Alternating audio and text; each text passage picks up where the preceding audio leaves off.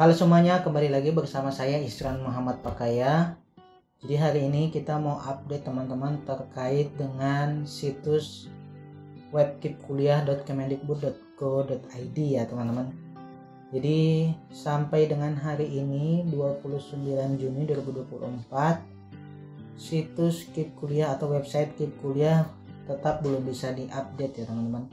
Hanya ada pemberitahuan gangguan layanan pusat data nasional.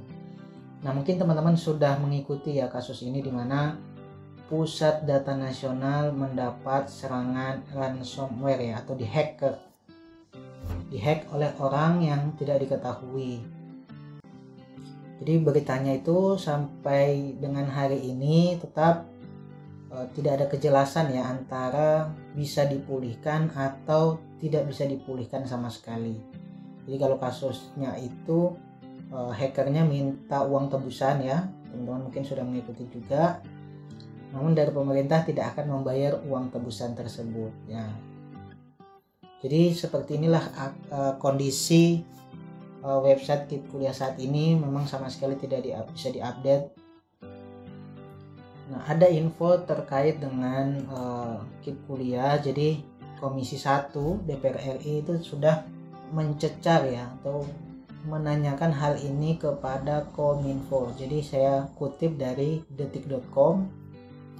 Headline beritanya seperti ini. Komisi 1 DPR cecar Kominfo soal KIP imbas peretasan PDNS. Jadi kita bahas tentang Kipkuliah ya. Nah, kalau dari pemberitahuan yang diberikan oleh Kemendikbudristek, jadi bukan hanya website Kipkuliah ya teman-teman. Jadi ada 47 domain layanan Kemendikbudristek terdampak gangguan pusat data nasional ya. Di antaranya ada Kipkuliah, beasiswa kemendikbud.go.id, formulir perizinan film dan inspirasi dikti.kemendikbud.go.id. Ini ada 5, berarti ada 42 layanan lain yang terkena dampak dari gangguan ini. Oke, melanjutkan terkait dengan update informasi dari rapat ya antara DPR dengan Kominfo dan juga BSSN. Jadi bunyi beritanya, dalam beberapa waktu belakang Indonesia menghadapi serangan cyber ya, di mana virus ransomware yang melumpuhkan pusat data nasional atau PDNS. Jadi ada 239 layanan terdampak terdampak Kementerian Pendidikan, Kebudayaan, Riset dan Teknologi atau Kemendikbudristek. Jadi 239, 47 layanan diantaranya adalah Kemendikbud. Jadi banyak sekali ya punya Kemendikbud. Unit layanan terpadu Kemendikbudristek melalui postingan akun Instagram resminya yang seperti yang sudah saya sampaikan tadi sudah menyatakan 42 domain ini terdampak gangguannya ya. Salah satunya adalah Kartu Indonesia Pintar Kuliah. Teman-teman perlu ketahui untuk terkait dengan hal ini sudah dibahas ya di Komisi 1, di mana ada rapat bersama Kominfo, BSSN terkait dengan serangan ransomware ini. Jadi Ketua Komisi 1 sudah menyatakan keprihatinan atas insiden ini. Kemudian ditanyakan apakah betul data-data yang ada di Kemendikbudristek itu sudah di backup. Jadi kasusnya sekarang itu banyak data yang tidak di backup.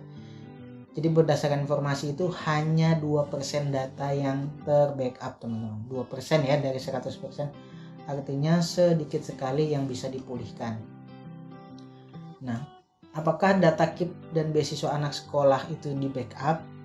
Jadi berdasarkan informasi dari detik.com ini, Kemendikbud itu sebenarnya sudah meminta 6 kali kepada Kominfo untuk melakukan backup data Kipkuliah, sehingga tidak ada data yang hilang gitu ya, karena sudah semua dipenuhi. Jadi ada 6 kali permintaan backup data, ini sudah semua dipenuhi, jadi tidak ada data yang tidak dipenuhi.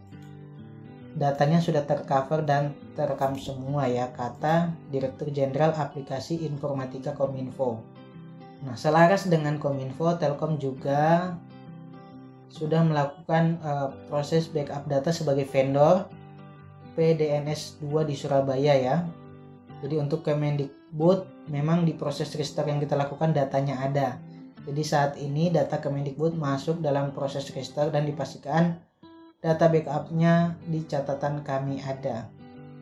Jadi teman-teman tidak perlu khawatir data-data teman-teman untuk beasiswa KIP kuliah khususnya itu datanya ada backupannya.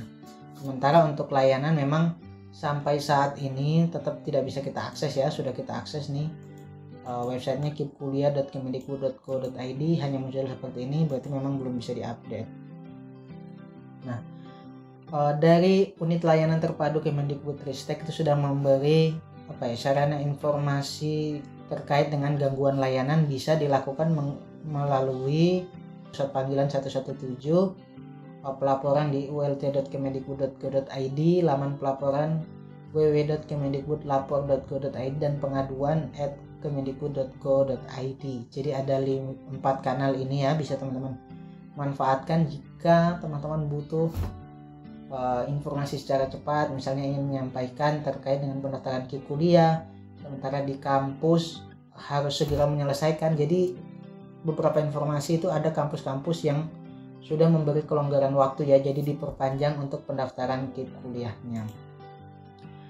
Kita melanjutkan informasinya. Nah, untuk informasi dan aduan yang ditangani itu bisa berupa sertifikasi guru, Dapodik, nomor registrasi guru, NISN, dan berbagai program kurikulum merdeka ya.